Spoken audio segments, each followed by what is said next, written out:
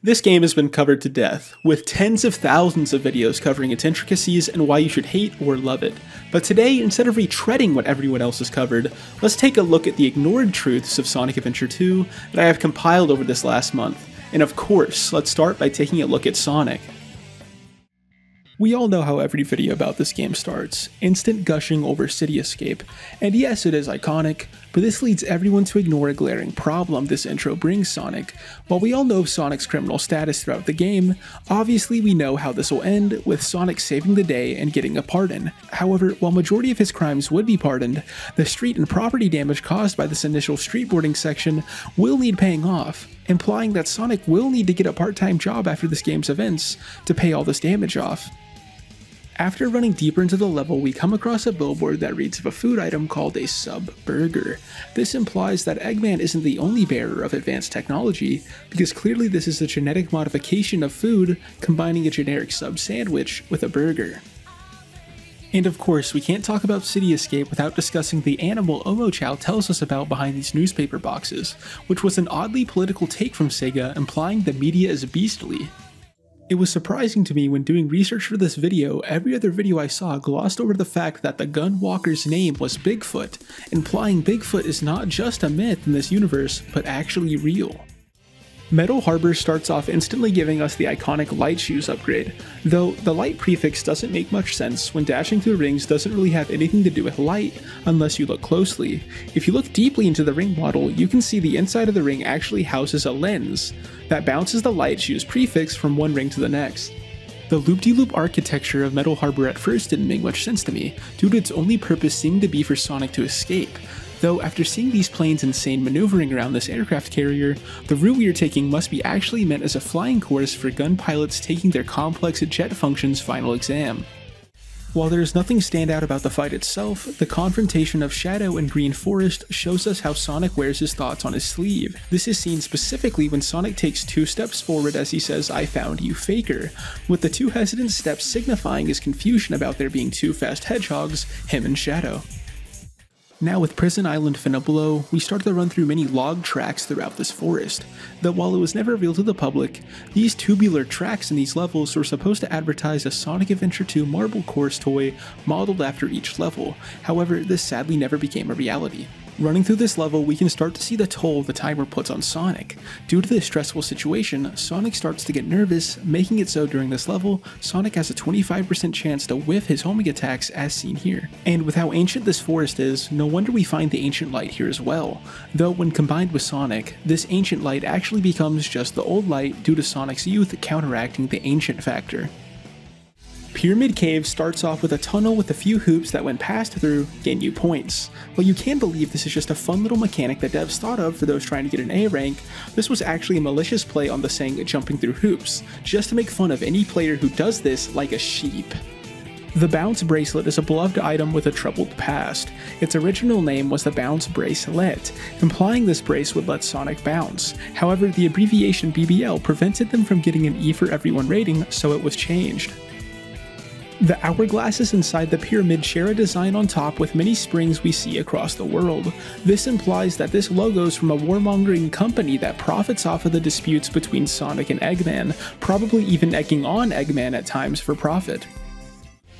The Egg Golem boss fight is actually a pretty sad fight to behold. This poor golem isn't even trying to fight Sonic and is clearly just banging his hands on his surroundings just to alleviate the pain he is feeling from having his back impaled in multiple places. This is even more apparent when Sonic jumps onto his back, with the golem stopping his movement, hoping Sonic can remove these objects in his back if he stands still. Though this trust is short-lived, with Sonic homing attacking the golem's head, adding a concussion onto his impalement pain. Crazy Gadget has some very surreal light structures lining the walls across every room. These all usually flash or strobe in varying patterns, and with how many there are, it can't be a coincidence these are so prevalent. What must have happened is Eggman was fed false info about Sonic, tricking him into thinking Sonic had epilepsy. This caused Eggman to try to get an advantage with these irritating lights, but since this was a lie, he wasted millions on LEDs for nothing. The P100 variety of Artificial Chaos has a weird built-in sim-immunity to Sonic. While he defeated Chaos in Sonic Adventure 1, he still is a little afraid of it, causing him to hesitate at random times, facing them like we see here.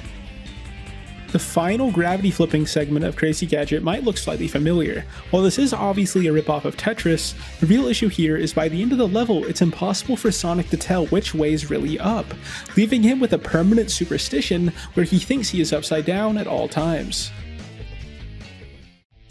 Final Rush is the definition of grind rail central, practically allowing you to do the entire stage without touching the ground. Though, why would a stage with this many rails be added when rails are so widely hated? What seems to be the case is while it's not documented, many actually really enjoy the rail grinding in this game, so much so that an underground community of people who call themselves railers exist on the internet. One of the rooms in Final Rush proposes a question: red, blue, or yellow. Each of these paths but one lead to the next rail, with the red path leading to a shield. While inherently this doesn't imply anything, the fact the developer chose to put an item in the red hole specifically implies that that dev's favorite color is red. The Mystic Melody's description is wrong, with it saying that Melody can play melodies when its name only implies one melody. The Shadow rematch is the final fight in Sonic's story, and with how iconic it is, you may think there's nothing of note left to analyze, though if you look closely, the platforms Sonic and Shadow run on start to crumble behind them. This implies that Sonic and Shadow's muscle mass is so dense that even zero-gravity platforms in a space vacuum couldn't hold their weight. Knuckles and his hunting stages in the hero story are to some a very acquired taste. The sprawling, non-linear levels and hip-hop aesthetic bring a lot to the table, and many, when they get here, are just not ready to eat. So let's take a look at the scraps they left on the table, and maybe even check out some truths about Knuckles and his stages. Starting out in Wild Canyon, let's discuss the Moai heads. Not many know this, but these Moai heads at the game's release used to be smiling, though unfortunately, after the rapper on Knuckles' tracks Hunted P started being scummy, they started taking on their disappointed neutral face. This level is also home to a really weathered Sphinx, and it really stinks we didn't get to see it before its degradation. While many believe the Master Emerald locations are generated randomly, they actually are generated based off of how Knuckles is feeling, with this one being here due to Knuckles feeling like a fly on the wall recently. Right off the bat in Pumpkin Hill is a questionable choice by Sega. Giving Knuckles the shovel claws in a stage that has a bunch of graves actually caused many youths to commit grave robbings at the time of this game's release. And unfortunately, that isn't the only mistake Sega made when developing Pumpkin Hill. Based off the way the stage is shaped, the level designers must have been given the name Pumpkin Peak instead of Pumpkin Hill, causing the stage to fall under the Peak description way better than the Hill description. The Pumpkin Hill Chapel is oddly missing its bell. This implies that Eggman mistook the bell for a Chaos Emerald and stole it prior to our arrival. Aquatic Mine is the water level of Knuckles' stages, but luckily it isn't really held back due to this. Though one question here hasn't been answered in all these years. What is mined in this mine? The implied answer to this question is found on the floating elevator in the center of the mine. The elevator houses the Pumpkin Hill insignia, which clearly tells us this is a pumpkin mine. Big if true. Big if true. Big if true. One of the various mining tunnels is the site of a terrible accident, where two minecarts had a deadly collision. Unfortunately, all the occupants of this crash were lost and are now the boos haunting this mine. Knuckles at the start of the game wouldn't have needed the air necklace to hold his breath for long intervals, though after inhaling the air from the Wild Canyon Breezeway and the ghost train in Pumpkin Hill, his lungs have severely deteriorated. And speaking of equipment, Death Chamber gives us the hammer gloves, which allows Knuckles to break iron boxes. Though, judging by its orientation, we can definitely tell that the digging claws and hammer gloves had their suffixes switched late into development, because the hammer is where claws would be, and those definitely are digging gloves. The depictions we see on many of the Egyptian statues in the central chamber all look shockingly close to Eggman, plainly implying that Eggman assisted the Egyptians when the pyramids were originally built. The walls Knuckles digs through in these stages are surprisingly sturdy despite all the digging Knuckles does through them, thus meaning the devs created this subtle irony of walls that cannot die within a death chamber. And finally, we made it to the long foreshadowed King Boom Boo boss fight. While this fight goes how you would expect, if you look close at King Boom Boo, he is weirdly missing all his upper teeth. This shows that King Boom Boo is very counterculture compared to the rest of Boo kind, ignoring his dental hygiene compared to the average Boo. Meteor Herd is a herd full of meteors, but also for some reason is filled with tons of empty shipping containers. What originally filled these containers before their contents were dumped into space was the remaining stock of unsold Sega Saturns. With how scattered majority of this map is anywhere other than the ground or near the central tower, many assume the platforms and containers were just placed randomly, though as we know, nothing in this game is coincidental, and thinking about the stage's layout, it's almost akin to an atom, implying that Sega was attempting to inform the scientific community of an undiscovered element, with its atomic structure matching the stage's layout. While we all know of Knuckles' built-in intuition allowing him to locate the Master Emerald pieces, this clip also implies the existence of Knuckles also being magnetized to the emeralds, with magnetic attraction changing his gliding momentum. The final fight in Knuckles stages is a final dispute over the Master Emerald pieces with Rouge. This fight is pretty similar to every other rival fight, except occasionally the ground below us gets removed and replaced with a heat vent. While Knuckles doesn't show it, this heat vent actually gives him extreme 3rd degree burns, though due to Knuckles being built different, he walks away after winning the fight raw dogging the pain, healing flawlessly. Tails and his shooting stages have a combo-centric flow that is universally praised for slowing down the gameplay of Sonic Adventure 2, allowing players to take a breather after so much speed. Though no matter how much breathing these stages allow you, you'll be out of breath after hearing these ignored truths about Tails and his stages. Tails' story starts off with an encounter with Eggman on an aircraft carrier. While we know Tails is mainly fighting Eggman to save Sonic, another reason he is so adamant to fight off Eggman is because he wants his mech company's stock price to go up, causing Tails to actually record this fight so he can send his victory to investors. Now on to Prison Lane. We instantly run into an animal utilizing a pipe behind the starting area. This implies this little homie was smoking, and since this prison is a non-smoking area, he had to come to a designated smoking room. Many of the doors in Prison Lane are locked behind the destruction of robots, though what about destroying the robots opens these doors? The only possible answer is each of these robots has telekinetic prowess, holding the doors shut with their computer minds. The elevator utilized in this section of the prison has a very odd implication. While we all know this prison is where the world's most dangerous criminals reside, with how heavy-duty of an elevator is installed here, it must also hold the world's most heavy criminals as well. With a more open-air environment, Mission Street instantly gives us insight into the state of our hero's media representation. This is seen with a billboard describing Tails as a $1 million fugitive. While of course him breaking into Prison Lane is to blame for this bounty, we can only imagine how large Sonic's bounty is in comparison, since Tails is only a partner in his crime. This stage is also home to Tails' booster modification for the Cyclone, though judging by its function, thruster or jet would be a more proper definition. This implies this upgrade was originally going to be a steroid for the Cyclone's leg system, allowing a double jump, but was changed late into development. The alternate name for Mission Street, Rumbling Highway, was actually the motto the civil engineers proposed to market this highway, with the falling off feature supposed to be exhilarating for drivers of this road. However, the 100% loss rate of drivers on this road caused it to be shut down. Route 101 is the road Tails has to take to catch up with the President's limo, and while nothing is inherently wrong with this since Tails is a licensed driver, unfortunately today he forgot his license. This causes Tails to panic, leading to many scuffs on the Cyclone. Hidden Base instantly overwhelms us with an unholy amount of quicksand in its vicinity, though with us knowing Tails' intellect, most likely he could divert all power into his boosters to prevent the instant death from this sand. Well, this would be the case if Tails wasn't deathly allergic to quicksand, with the closest he can get to it without having a deadly reaction being the feet of the Cyclone. And speaking of an abundance, almost every pillar or beam outside of this facility has pre-placed explosives at their midpoint. While you may think this was done by Eggman to delete history, this was actually done by the Egyptians, with their logic being if bombs are already there, no vandalism will take place due to the added risk. Objectively looking at Tails' stage structure, we can see Tails encounters more enemies than that of every other character.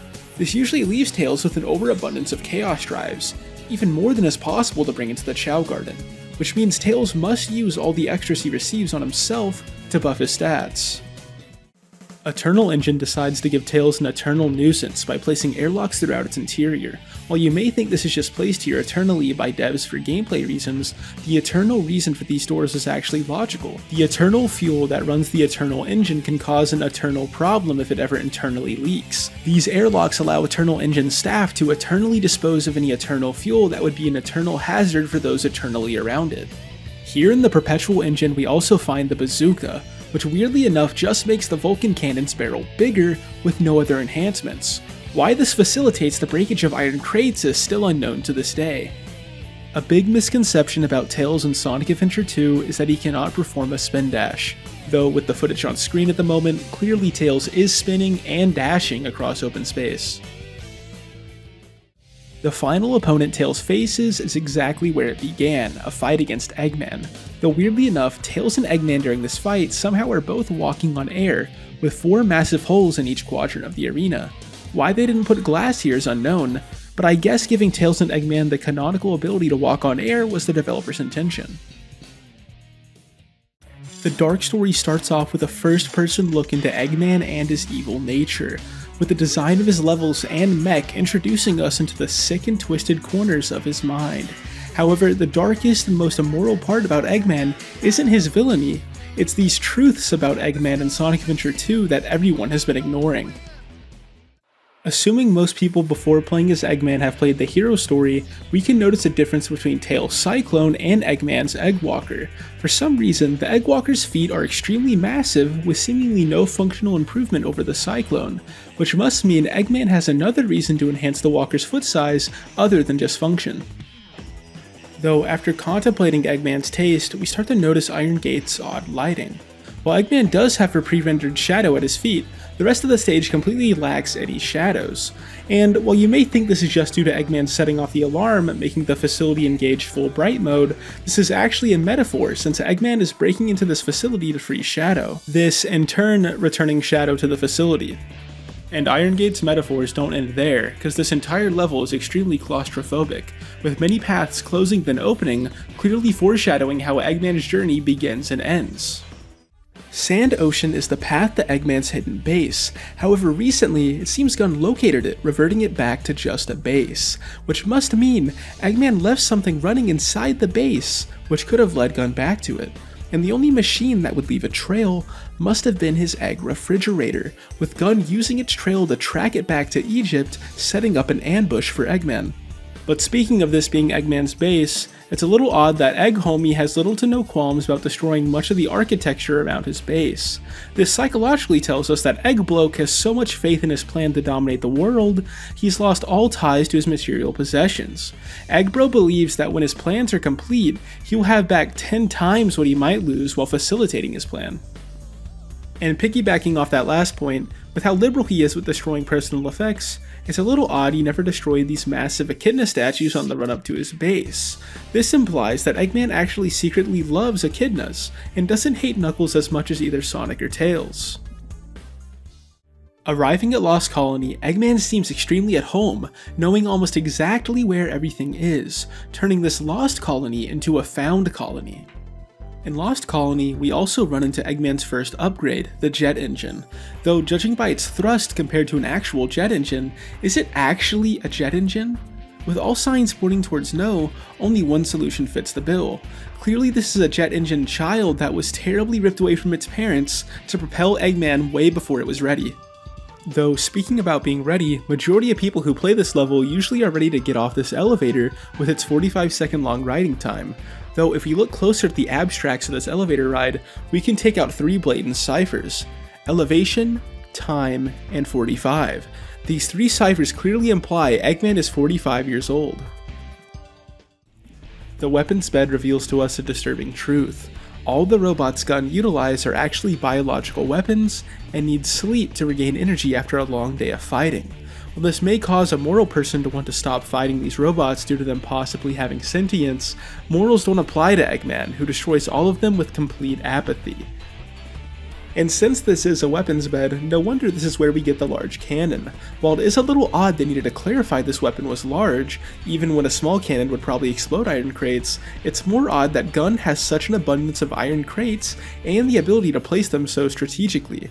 What must be the case is Gun used to be a massive drug smuggling entity prior to their acquisition by the government. This required destruction of all their iron boxes full of drugs, but after negotiations, they decided to just utilize the excess of boxes and shipping efficiency to do strategical iron box drone strikes. Eggman is hydrophobic. While we've always known why Tails is fighting Eggman, why does Eggman even give Tails the time of day when obviously he has greater things to accomplish?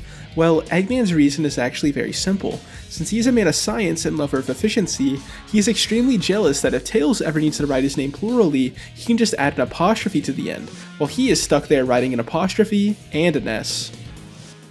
Egg Golem is such an intense boss fight that you almost forget that bro named everything Egg. We got the Egg Walker, the Egg Carrier, the Egg Golem. Might as well name himself Eggman, bro. Cosmic Wall is Eggman's final level, with the main gimmick being how the low gravity interacts with his jet engine, and funnily enough, this gravity makes Eggman the character with the best standing vertical jump height out of the entire cast. But this can't just be a coincidence. With this being such a blatant call to look deeper by the devs, I looked into the lore and noticed something fishy. Even though Eggman is the tallest character in the game, his leg-to-body proportions are the worst in the game, which clearly is alluding that Eggman got leg-lengthening surgery to assume the tallest stature out of the cast, which perfectly ties back to him having the highest jump, because clearly he is so obsessed with height, he had to jump high as well. The protection armor's name is kinda redundant, because armor inherently implies protection, like literally it makes no sense. While it is widely believed only Sonic and Shadow can grind on rails, Eggman also has this innate ability, which unfortunately makes Eggman way past cool. The final boss of Eggman's story is Evil Tails. While it may not be obvious, Evil Tails actually manufactured the evil pills that slowly rise in the center of the room, with their first purpose being to explode when shot, but the second purpose being the reason this is Evil Tails. When ingested, these massive pills actually change your legal name to have evil in front of it. This effect actually caused Eggman to hesitate before fighting Evil Tails, since destroying evil actually goes against Eggman's anti-morals, though luckily he saw through the ruse. Rouge has an amazing stage selection and an even better music arrangement. Considering this, you may think that others would have done their due diligence to cover her sections without any bias, but unfortunately, most coverage of Rouge is only in one category. So looking at what others ignored, let's look at these truths about Rouge and her stages that are up here. Dry Lagoon introduces us into the peaceful jazz vibe of Rouge's levels flawlessly, with the vibrant color palette clearly paying homage to Neon Casino Lights, which actually almost upped the age rating from an E10+ to teen back when this game was getting rated. Though no matter how peaceful Dry Lagoon starts, we are interrupted with the cries of a turtle being hounded by Gun. While we save the turtle due to it seeming innocent, unfortunately if we slow down the cry sound effect, we can hear the whole truth. I'm a criminal. After our diving session with the criminal, we find a group of butterflies within 3 staring heads. Here, if Rouge gets near the butterflies, it seems as though they are causing her to float with the wind they generate. But actually, Rouge is just deathly afraid of butterflies, and starts flailing when they touch her. We get a cutscene at the beginning of Egg Quarters with Rouge saying she needs a key to get inside Eggman's base, though knowing she's a spy, obviously she would have the knowledge to lockpick into any room she desires, implying that Rouge simply wanted to flex her treasure hunting skills in this level while maybe finding a gem or two. Deep in the Egg Quarters, we come across the pick nails, which is a little odd because Rouge clearly isn't a pick-me, meaning the story writers originally made Rouge a pick-me, but changed this late into the writing process. Strewn throughout these halls are rockets that are armed and usually point towards where Rouge needs to go to proceed, though thinking about it, almost every character has similar forms of these rockets that they usually follow blindly, so if Gun ever decided to put some of these in the wrong direction, they could easily deceive every hero and dark character with ease. On to Security Hall, we instantly learn of an intern who is just terrible at his job, because when he was tasked with hiding the Chaos Emeralds, he decided to put one inside the first robot he saw. The treasure scope is also located in this stage, and while it is very useful for hard mode, due to its thin build, every time Rouge finishes a level with it, it snaps right as she does her victory pose, usually costing her more treasure to repair it than she even found in the first place. With how many vaults are in Gun's security hall, Gun obviously has more to keep secret here than just the Chaos Emeralds. And judging by how every vault has the same dimensions, the answer of what item is stored here is really easy to deduce. Clearly, Gun has the biggest stockpile of trapezoidal prisms in the world.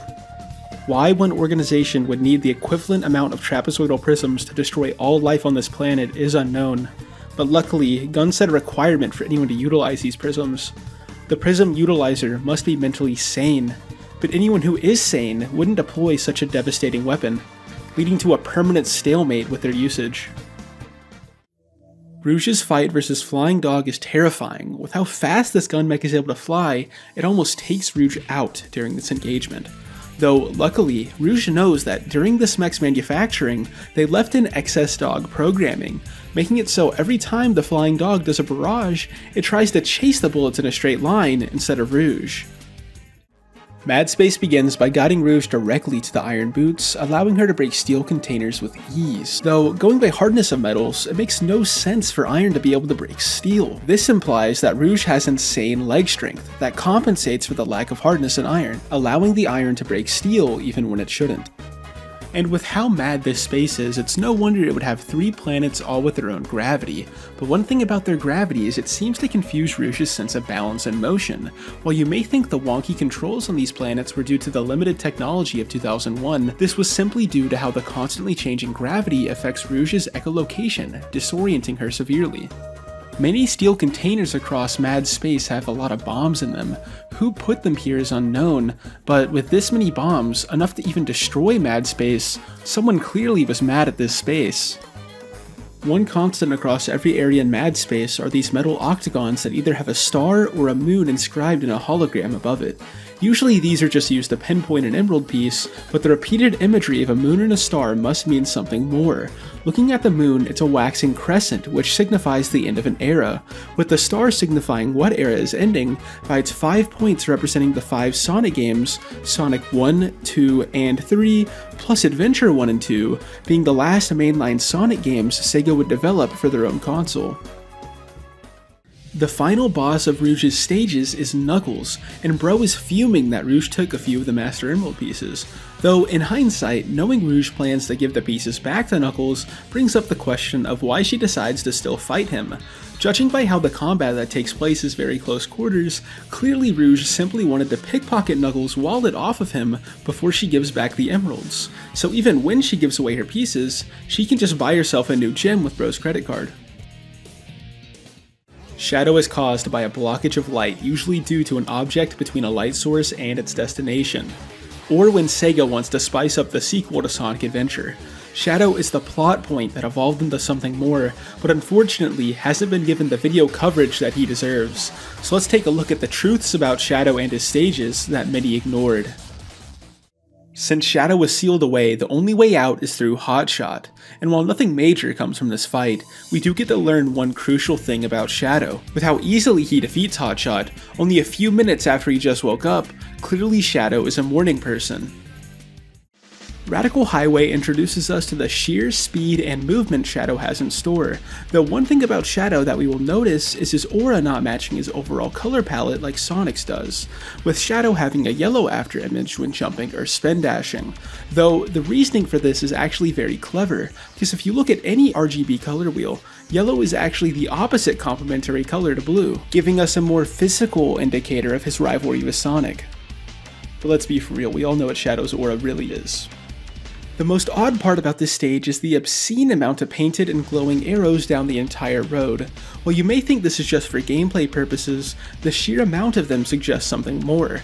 Clearly these arrows are actually similar to military stripes and signify rank when it comes to roads, with this road being highest ranked when it comes to drivers with bad music taste per mile.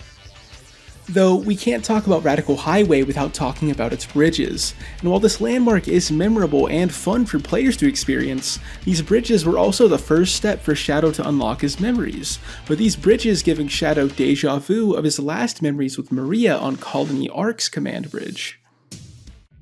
Moving on to White Jungle, we can instantly see that it gets its name from the white trees all around.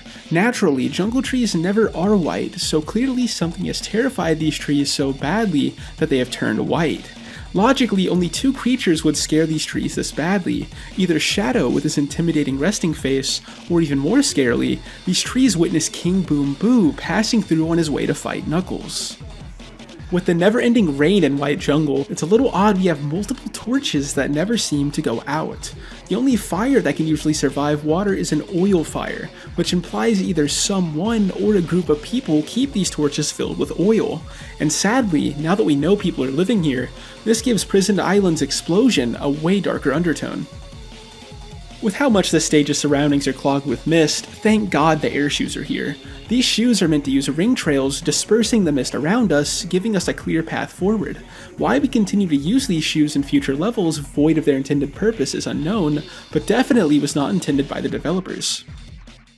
Shadow and Sonic's first fight is extremely iconic, and while many people may think this battle is located inside of Green Forest, after a lot of research, I've actually learned the real location. Considering that Shadow's tree stage is White Jungle and Sonic's is Green Forest, obviously this location that would be between the two would be called Mint Woods. As soon as we enter Skyrail, you may be thinking this place looks a lot like Pumpkin Hill, but that's besides the point. What we should really focus on is at the altitude we are currently at, Shadow shouldn't be able to breathe. Though, with Shadow being the ultimate life form and all, obviously we are not taking into account how high he currently is. With the amount of drugs Shadow was experimented on with, it seems the effect of those drugs never wore off. So either he is higher than the altitude we are at, or so high that in his mind he believes he's in a lower altitude, allowing him to breathe. We can't talk about Skyrail without talking about the quality of the rails we are grinding, and with close inspection, sadly we can tell Skyrail is aggressively skated by locals, leaving many of the rails waxless and hard to grind on. Luckily momentum can still be built up, but many spots are extremely sticky as you can see here. The propeller springs we find here are also very interesting. These springs seem not to respond well to being aggressively sprung on, with them slowing to a halt anytime sprungs per second is above 0.75. Clearly this was built into these springs to prevent excessive wear with overuse, but unfortunately it has led to many deaths ever since they were installed. Final Chase is Shadow's last level, but Shadow's new tricks don't end here. The gravity cylinders may look as though they themselves changed Shadow's gravity, but what's actually happening is on Shadow's end. All the gravity talk Space Insights inspired Shadow to inverse the jets in his boots, allowing for him to walk on walls.